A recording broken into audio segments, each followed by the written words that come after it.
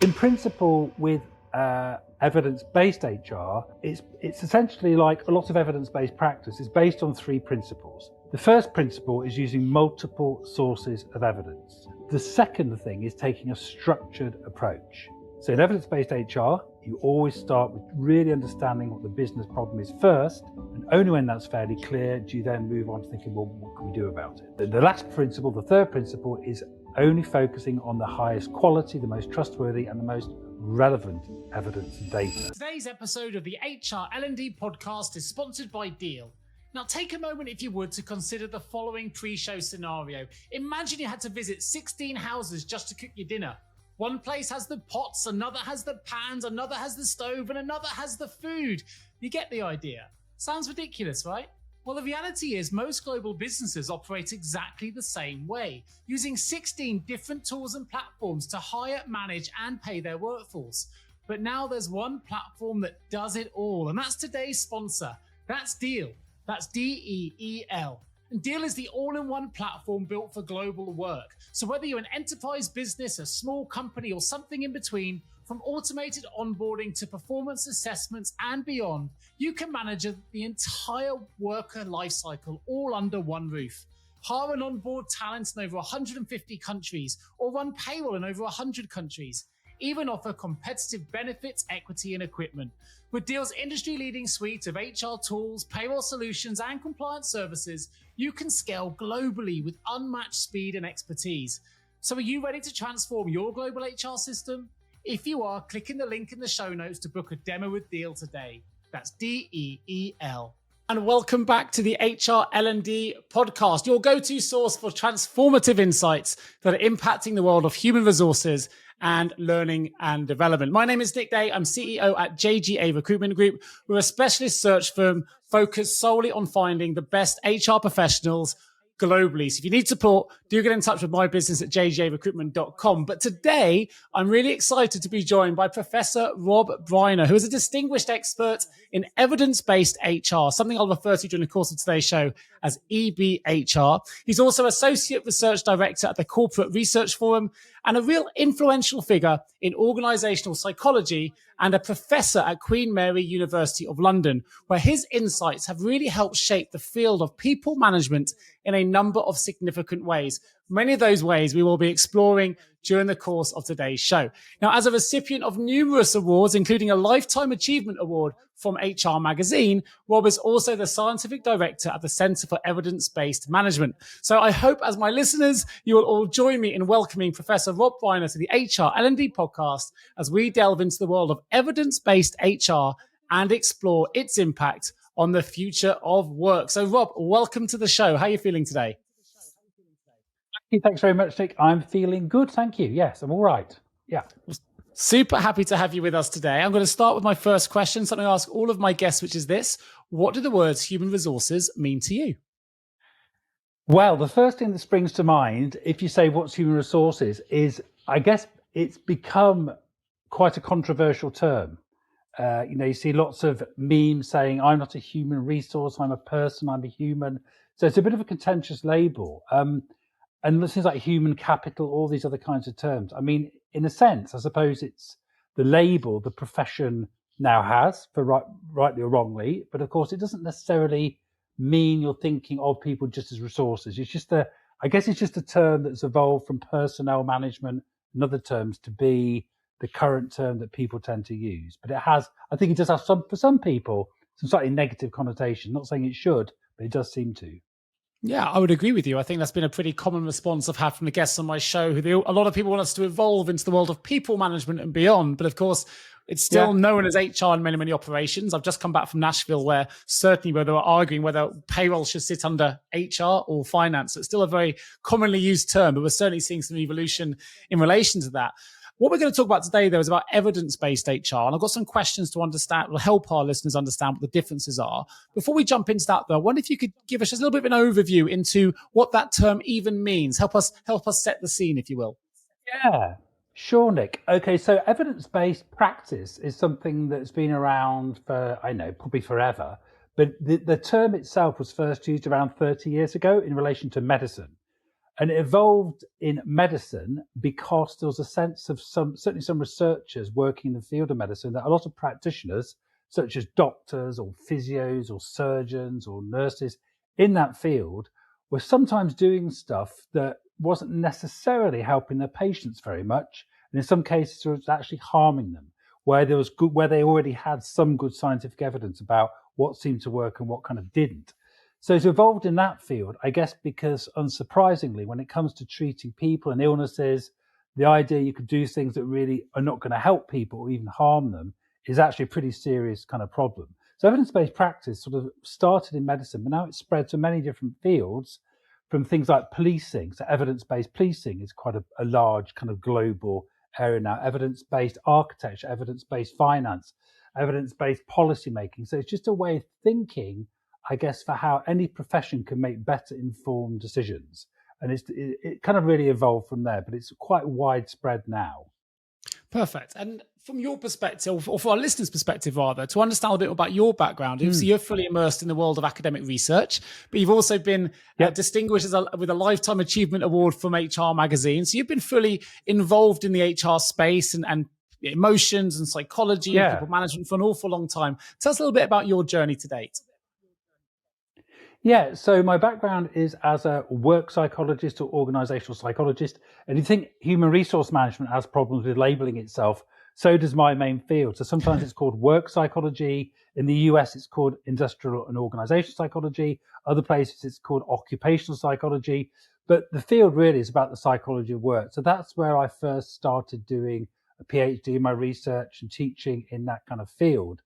And I think as time went on, I was quite aware, obviously, the research done around human behavior at work, but I quite often was coming up against practitioners who, I guess, were doing things that seemed to me to be not very consistent with the best available scientific evidence. And also through my teaching, I was teaching on master's programs, teaching occupational psychologists and people working in HR. Of course, as an academic, what you hope is people are leaving your program taking some of the knowledge that they've learned and applying it in the real world. And typically they were not doing that. So I think for a long time, I blamed them and the practitioners, like, why aren't you using this evidence? But as time went on, I became a lot more sympathetic to the constraints that people work under and how difficult it is, even if you have good data and good evidence, to actually use it, given all the other kind of pressures you're under. So over time, I'm still doing my research into work psychology and my academic stuff, but I've got much more interest in the world of practice, because in the end, it seems to me, all these universities around the world, all these professors producing lots of great research, if no one's using it, and it's pretty much not a complete waste of time, but it's certainly not helping the world very much. So I'm much more interested now in how we apply that scientific evidence, but crucially, along with other sources of data and evidence as well. So that's kind of been my journey kind of in this space. I find it absolutely fascinating. It must have been a real, I don't know, maybe a light bulb moment where you suddenly realized that all that work or that research actually, what can I do to make sure this is actually being applied? Was there something that happened, or was there a particular moment where you suddenly realized, maybe it was a cohort that left your tutelage and suddenly discovered it wasn't being applied in the way that we were hoping? Or what was that kind of moment for you? Yeah, it was actually, in particular, it goes back quite a long time to meeting, as I mentioned, master students, and I go to conferences in the field of work psychology and sometimes HRM as well. And I meet these students and sort of chat to them. And they were a bit sheepish and sometimes slightly embarrassed talking about what they were doing at work, because they realized that perhaps a lot of the stuff they were doing was not being applied. So I think that there was a number of little light bulb moments when I started realizing and getting quite frustrated with the idea that what universities and academics were doing was not always getting through to practice. And partly that's academics' fault. I mean, I'd say it's equally our fault as academics. We don't make the research accessible. It's often quite badly written. We don't summarize it. We don't show people how you could use it. We just publish it, and it's often incomprehensible and doesn't seem to be very applicable, when in principle it is. So I think the light bulb moment was also realizing the way that academics themselves are not very helpful in this kind of process either. So that shift from saying blaming practitioners to actually, no, it's not. It's one of those, I think it's a kind of wicked problem in a sense that it's nobody's fault, so nothing gets resolved, nothing kind of happens. And of course, there's always going to be a difference between the world of research and the world of application, right? Those two things, we want them to converge, but there's always going to be a slight gap. Exactly. There's absolutely right. There's nothing wrong with the gap itself. The question is, what are the processes and mechanisms by which you can try and close it and make sure that practitioners are using the scientific evidence as well as, crucially, other sources of evidence as well. So that's what's really started to interest me as a kind of problem or a puzzle. Well, let's try and unpick some of that then. I wonder if you could just elaborate on some of the key differences between evidence-based HR and how we perhaps usually or more commonly make decisions as HR practitioners. Yeah, I mean, it's quite hard to tell. And this is based on the main source of evidence for this is my experience. So it's limited, but also the experience, I guess, of other people, including many other HR practitioners. So in principle, with evidence-based HR, it's essentially like a lot of evidence-based practice. It's based on three principles. The first principle is using multiple sources of evidence. So typically in people analytics, you might just generally use one source, which is your organizational data. If you're very into scientific evidence, you might just use one source, which is scientific evidence. If you're into kind of networking and power and OD, you might be really into stakeholder analysis, etc. But the key strength is bringing together these different sources of evidence. So in evidence-based HR, yes, it's internal data. Yes, it's scientific evidence. Yes, it's what stakeholders think and believe, particularly senior management, but it's also your own professional expertise as a practitioner. So after all, we're supposed to bring our own expertise to work. That's partly why we're being paid, right? So that's also a source of evidence. But in each case, it depends on the quality and relevance of that data from whatever source it's from. And I'll come on to that in a second. So the first thing is multiple sources. The second thing is taking a structured approach. Now, again, in HR, as in everyday life, we're surrounded by data and evidence. We always use data and evidence, but do we do it in a very structured way? I would say generally not so much. And if we don't, then obviously we're not going to be able to use that data and evidence to help inform our decisions very well. Also, crucially in evidence-based HR, it's about starting with a business problem. And again, my experience is often in HR, people are very, very busy. They're doing lots of stuff. And if you said, what is this? So you've got a management development program. Great. What is the business problem or opportunity having this management development program? How is this going to help the business? And often there's no real answer. Because in a sense, that team, that decision makers have not started with a business problem. They started with a practice and thought we should do that because it sounds good or important to everyone else is doing it. So in evidence-based HR, you always start with really understanding what the business problem is first. And only when that's fairly clear, do you then move on to thinking, well, what can we do about it? The last principle, the third principle, is only focusing on the highest quality, the most trustworthy, and the most relevant evidence and data. So in the case of people analytics, for example, people may often start off with lots of analyzing data, doing complicated kind of multiple regressions to see a link between this thing here and this thing there. They may find one, but it may not be very important. It may not be very important to the business and may not be very important for anything else. So you found a result, you found something, but it doesn't really matter very much, or the data is quite poor quality. Like, for example, some survey data can be very poor quality. So it's these three principles and it's bringing them together. So back to your question, which is what do HR normally do? What's the difference? I think what HR normally does is, yes, it always uses data and evidence, sure, but does it really use multiple sources? The second thing is, does it really take a structured approach? I'm not, sometimes maybe, but often it doesn't really understand what the business issue is first, but it does do a lot of activity in practice. Does it really think about the most reliable and trustworthy and relevant? I'm not sure. There's a tendency to want to include lots of data if you've got it. And of course, if you use data and evidence that's not reliable, you're going to make a worse informed decision, not a better informed decision. So in a way, I think the principles are very simple, but it's easy to understand, but I think it's quite difficult to do in practice. And there's lots of barriers, lots of things that get in the way. I think what the thing that immediately comes to mind here, I don't know if my listeners are thinking the same thing, but at the moment, AI is a really hot topic, and we know we can use AI to leverage our data better. We can use AI to analyze huge amounts of data quickly, to draw insights, draw trend analysis, things like that. But what I think is quite nice in the response you've given is you've really articulately given an indication as to where actually that can fall down. Because if the data is poor, as you say, actually the trends or the analysis that comes back can be more damaging than good. It needs a bit of human contextualization to understand where the poor data might be, which of course AI may or may not be able to do quite as intelligently as a human can do, particularly if you haven't got that market sort of understanding. But I think the other thing I wanted to mention, and basically throw back at you as a question, I guess, which is how much evidence is enough evidence? If you think, I'm thinking about the legal context. If a piece of case law happens, it's one piece of evidence, that's enough to make a decision on. But when we're dealing with research, sometimes 1,000 may still not be enough, and sometimes it may be 3 pieces of evidence. Exactly. Is there kind of a guideline we can use to help us make more informed, better decisions? Yeah. So when you talk about how much evidence from research, again, I would say that's also from the 4 sources. So if one of those sources is stakeholders. Okay, you've spoken to the CEO, but have you spoken to any of the executive committee? Have you spoken to employee representatives? Have you spoken to customers and clients? So when is enough enough? And I think that's true for every source. I would say it's very difficult to say when enough is enough. You're always making a judgment. There's no such thing as complete information or perfect information. It's always partial and incomplete, and always has some sort of problems with it.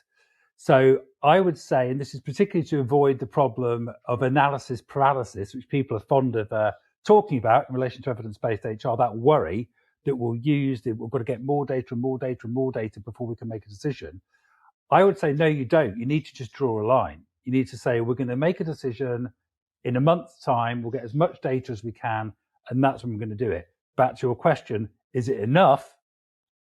Who knows? But you still have to make a judgment. And your judgment might be, we need to make a decision today. We've got this evidence that's a bit dodgy, this evidence that suggests that, this evidence suggests that. But overall, probably we should do this. And if you haven't got enough evidence this time, next time you can make sure you put things in place to actually get more. So in a sense, I think it's more important to think about the questions you're asking, what evidence data you can get hold of, how important and how quickly you need to make that decision, and factor those things in together.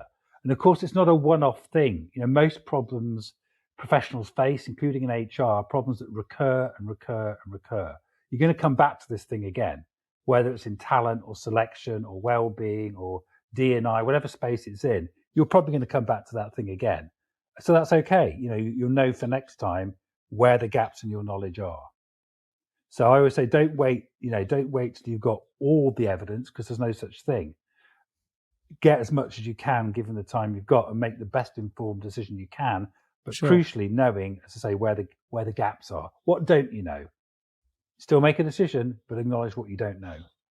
Yeah, sure. That makes sense. Actually, it's a good question to start from what don't you know rather than what we do, right? Let's think about things differently. I'm conscious I don't want to segue the conversation off too much here. And I want to ask you to give, if you can, a practical example of its application in just a moment. Before I do that, I just want to come back to this AI question because it's really hot at the moment. Sure, On the research side of things at the moment, on the academic side, for me, you've just given another 5, 6, 7 examples of where the human contextualization of data is really important, and where I think AI potentially could struggle is in some of the examples you've just given, in the way, the kind of questions that we ask of our data. So I'm just keen to know what your view is on UI and AI and its usage in the world of HR and certainly in data analytics, and whether we're feeling overall positive about its increased inclusion in the way that we're analyzing things, or whether there's some caution there, or just a bit of an overall feeling. Well, I think as you said right at the beginning, I think it can be great, but firstly, you have the garbage in, garbage out problem.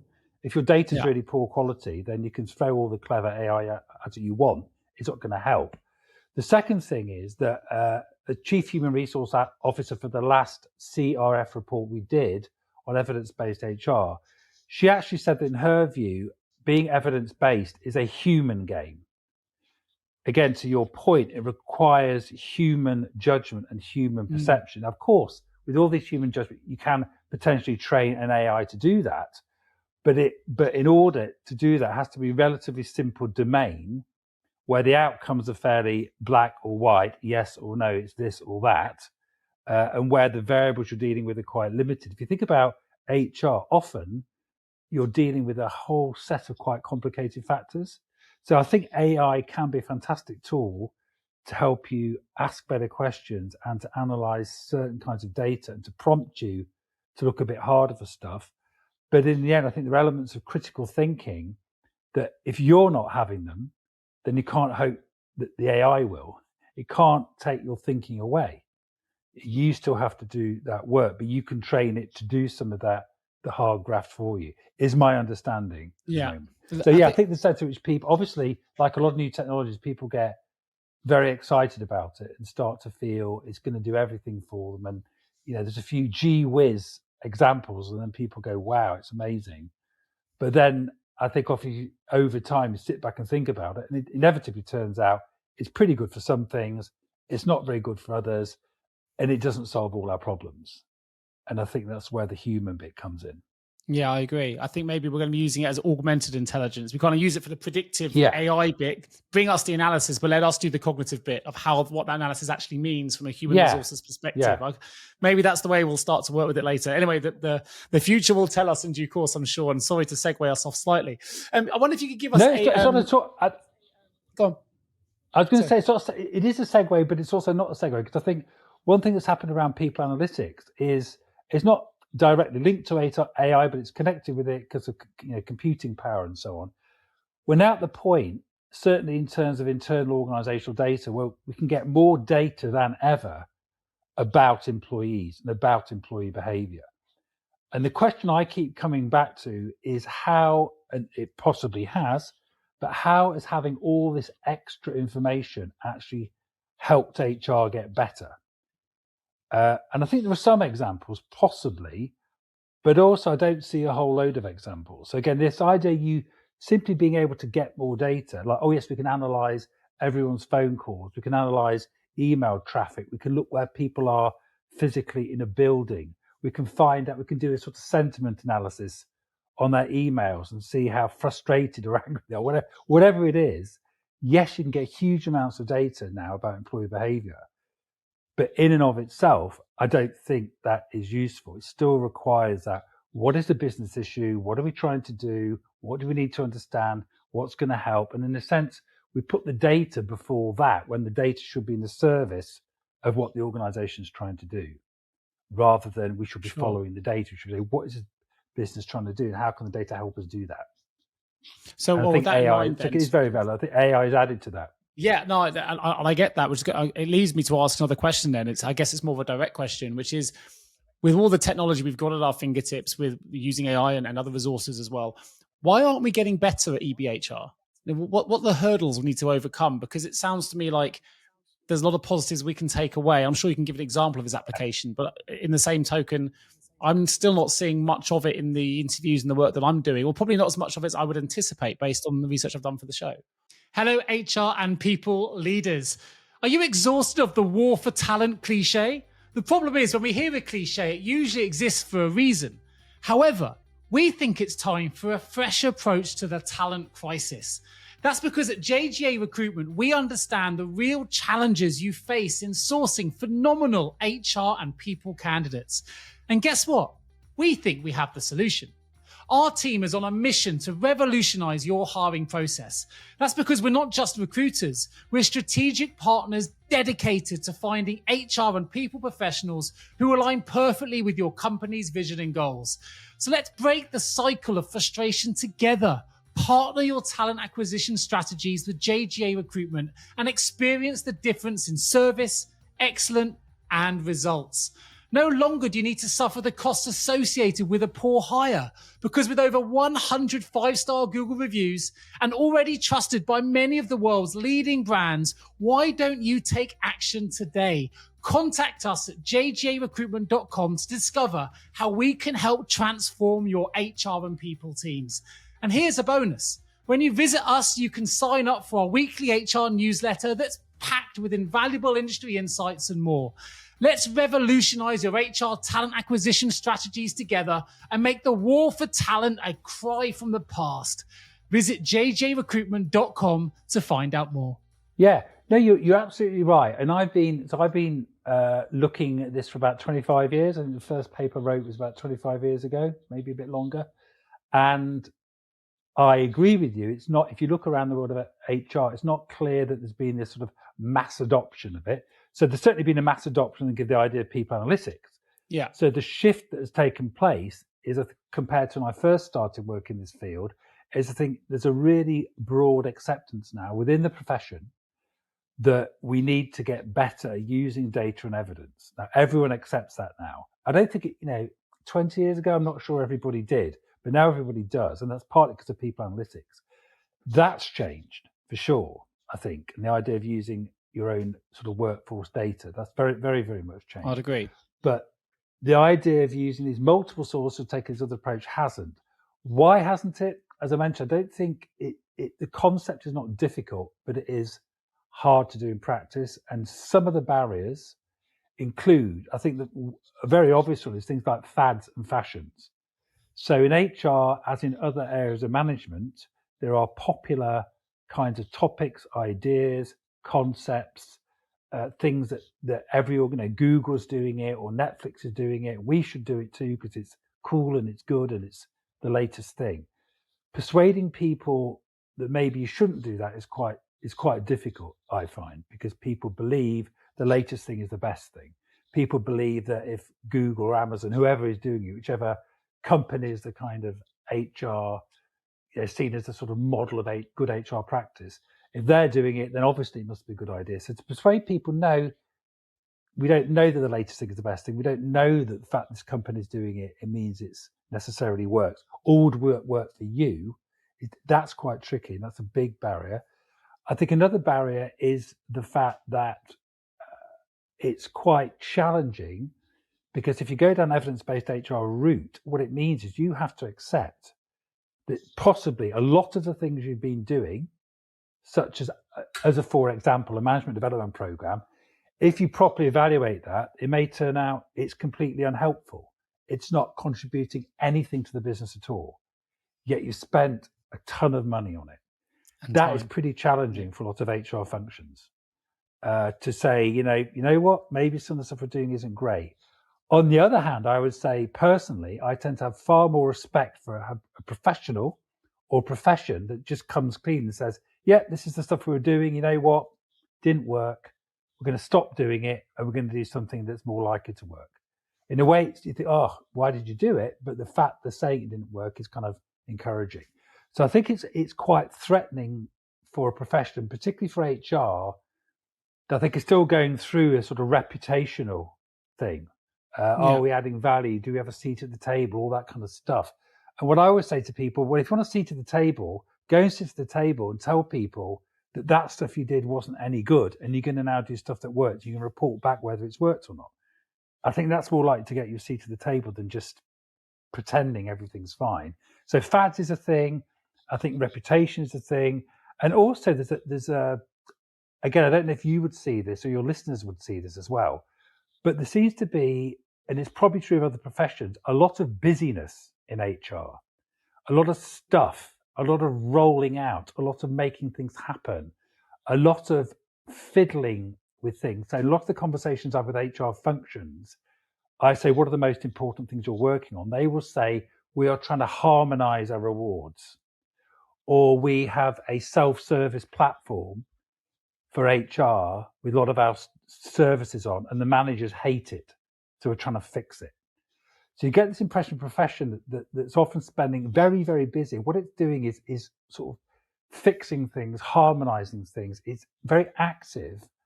But if you say, how are these things actually helping the business? That's far less clear.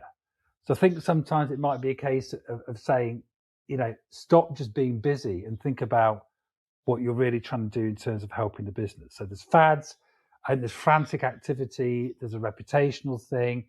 And I think also sometimes there is a possible leadership thing here, that if your CHRO got to where they are by not being very evidence-based, by being quite good politically or quite good at convincing people they're a wonderful CHRO, some of those individuals will not welcome evidence-based HR.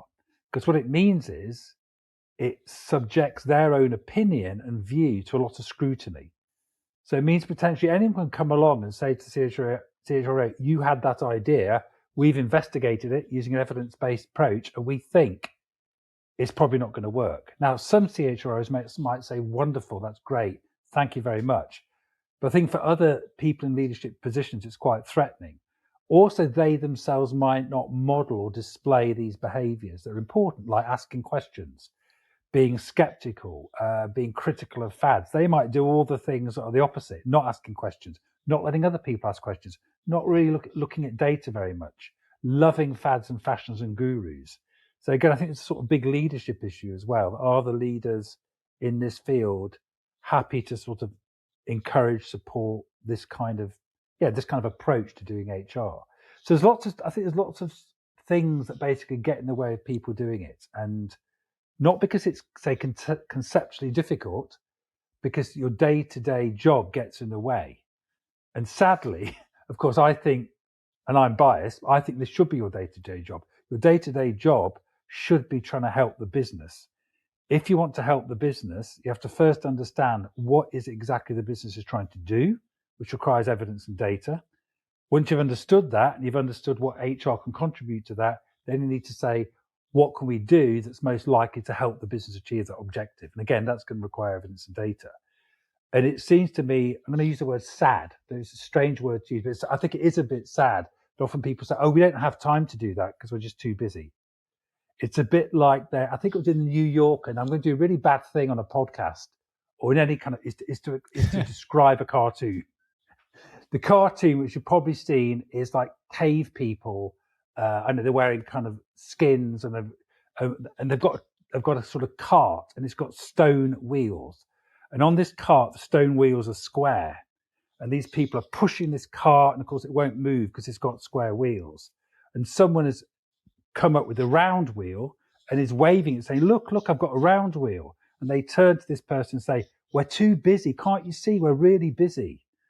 And I sometimes get that sense of this as well. It's like they're too busy to pay attention to what actually might help them achieve their objectives. And this is not just HR. I'm sure this happens in many other professions as well. But it seems to be, I think, a particular problem in this profession, partly because of this, I think, some sense of which we need to justify our existence. How do we justify our existence? We justify it by showing everyone how much we're doing. Not, are we helping the business, but look how much we're doing. Which is a kind of, it's another way of trying to demonstrate, not a very good way of trying to demonstrate value, I suppose. There's a lot to unpick in there. And there's something that really comes to the fore for me, which I'm going to ask as question 4 in a moment.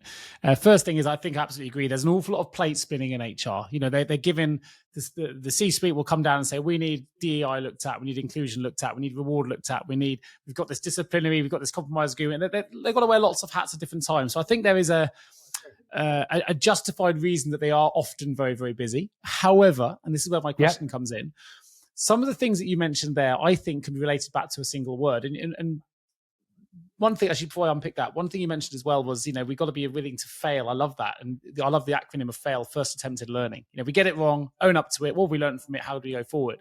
But this also links to the word that I'm thinking about, which came, I think, through in pretty much every example you gave, including why we're often busy. We make ourselves busy because we're fearful often. And the word fear is what I want to bring up, because we don't necessarily want to be exposed. If you're that CHRO, we don't want to admit that we haven't got enough evidence to show that actually that's why it failed in the first place, because we didn't do that bit in the first instance, or we invest all that money and I don't want to admit it hasn't really worked. There's lots of fear elements here. One way to overcome fear is to be busy. It's a bit like couch to 5K. We can't get up and run in the morning because I'm too busy. It's fearful of the pain, the exhaustion, all the stuff that comes with it. We don't know how we're going to react. And fear is often in there. But there's a coaching or even psychologically, there's a thing here that says that often our potential for success lives on the other side of that fear. So my question for you in unpicking all of that is, how much of an impact do you think fear has to play in the reasons why perhaps we're not adopting more of an evidence-based HR approach, considering all the different reasons you've just given? Because I think a lot of those could be surmised potentially, not for everyone, but potentially under that single word. Now you've asked me that question, Nick, I actually think quite a lot. I never thought about it that directly in terms of fear, but I think you could say, so following fads is often about being scared of being left behind. Sure. Fear of missing out, literally to fear of missing out. I think similarly copying successful organizations is also connected to fads, in that it's a fear that if I don't do what the big boys and girls are doing, then we'll look a bit stupid. I think a lot of these, are based on the idea that I suppose they're sort of defensive. They're sort of saying, if we do these things, it's probably going to be safer than actually sitting down and thinking about what is really going on here, what can we do about it. So it's kind of, I think it is a way of, because it is actually pretty challenging, I think, really trying to understand, for example, what is the problem, what is the issue going on here.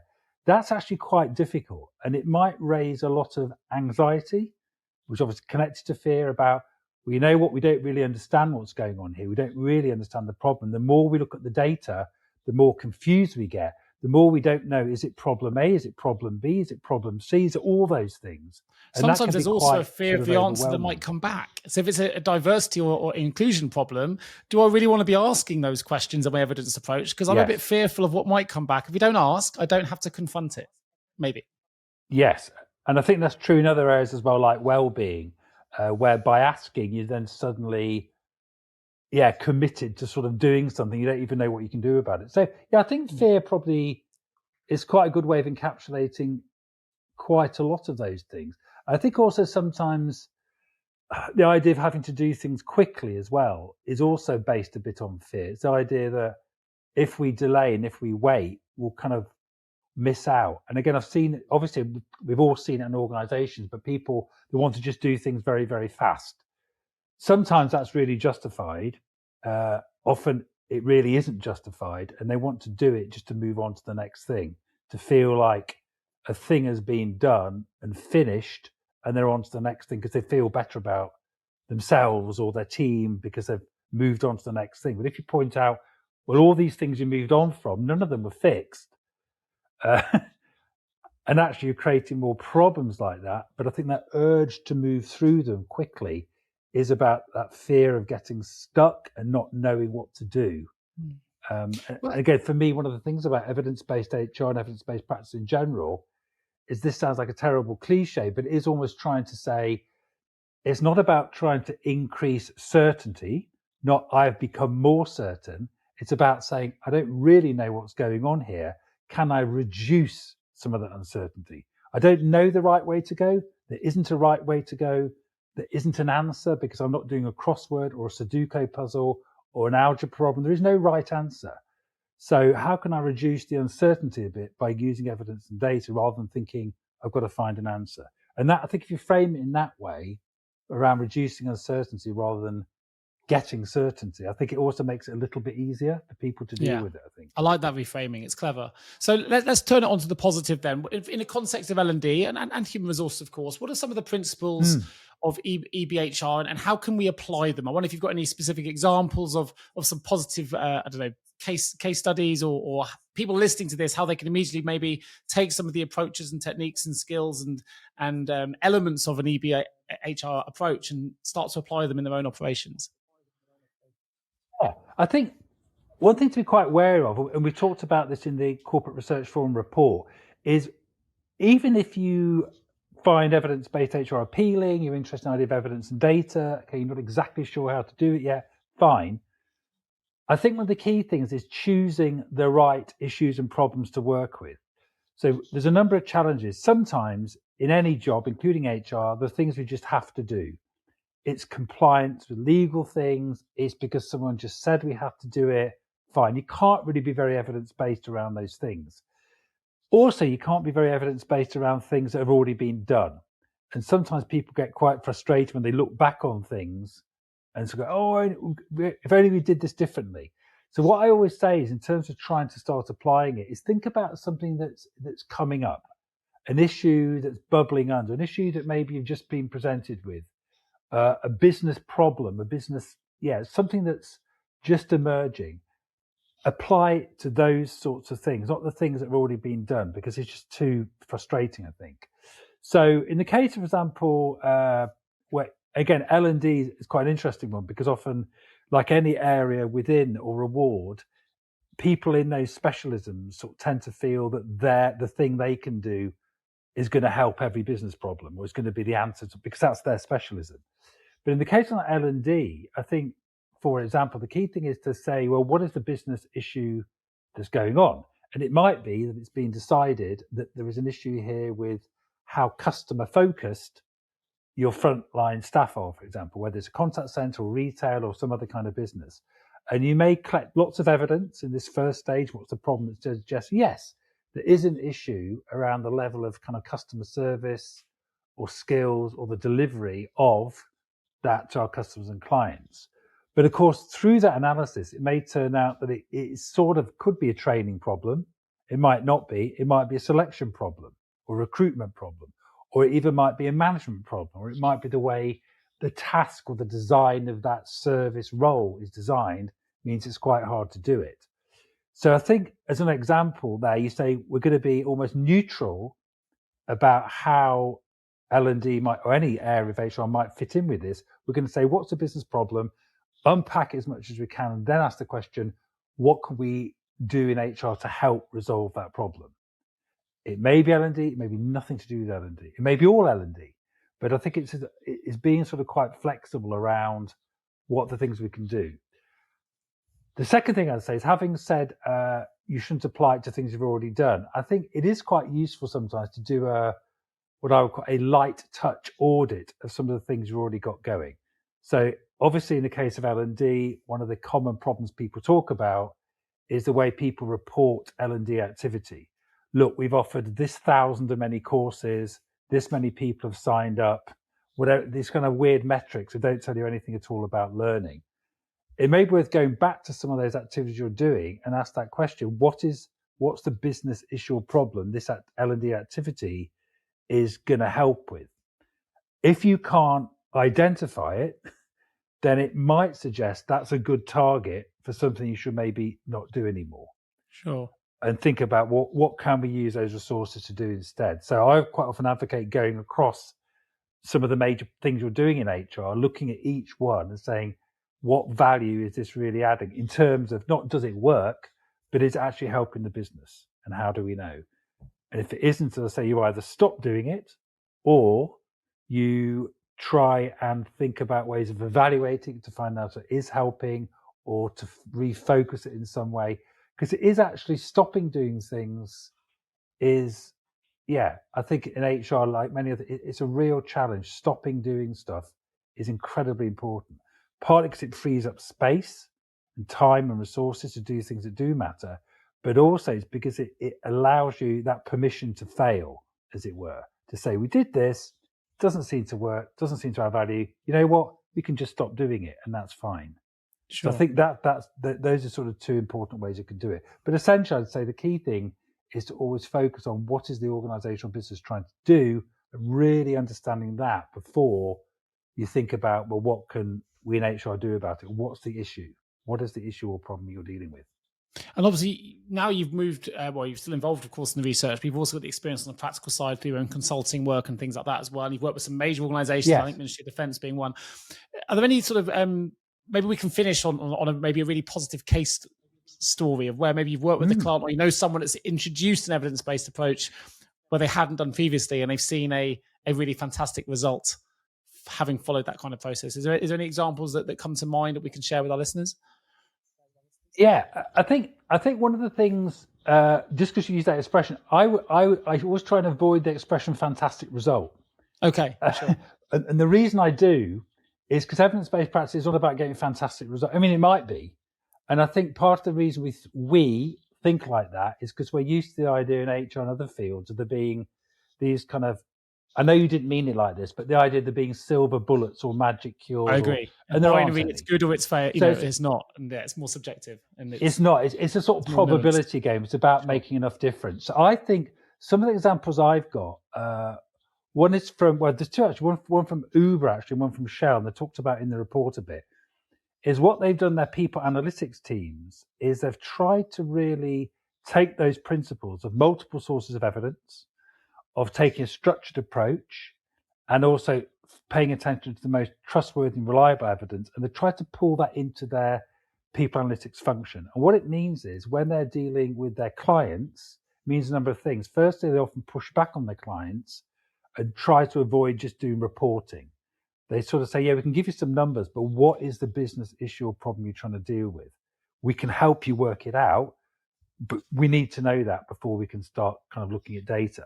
So I think it helps build a relationship with clients because you're on the same page as saying, you're trying to help the business, we're trying to help the business, let's try and understand what the business problem or issue is.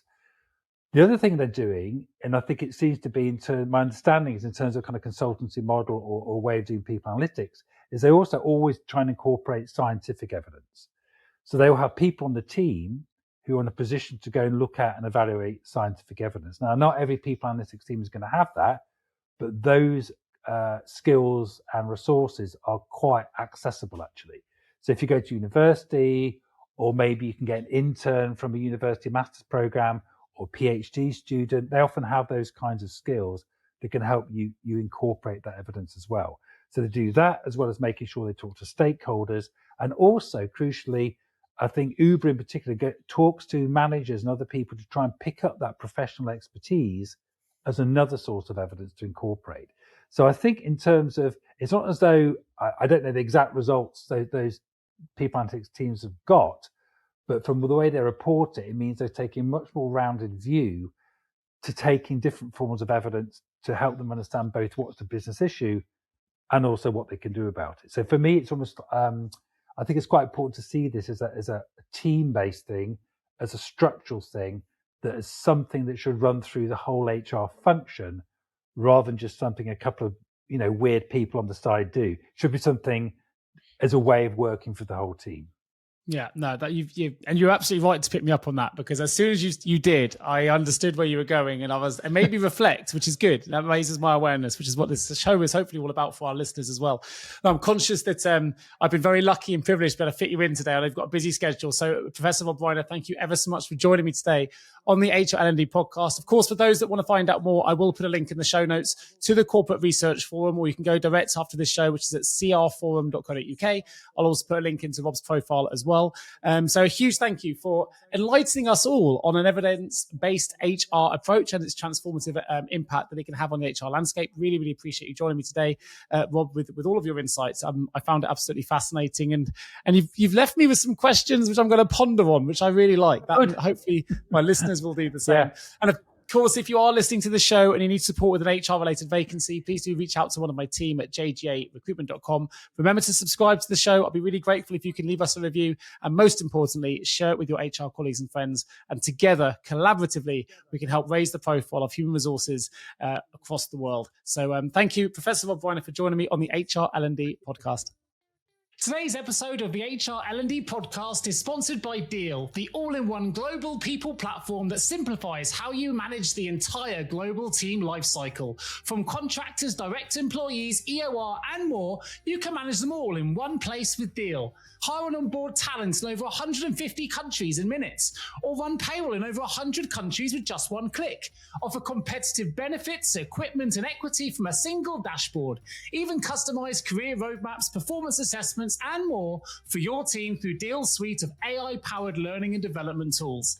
So no matter your global business goals, Deal's team of over 200 legal experts keeps you compliant with local laws every step of the way. So whether you're an enterprise business, a small company, or something in between, Deal is built to meet your unique global HR needs. Ready to transform your global HR? Click the link in the show notes to book a demo with Deal today. That's DEEL.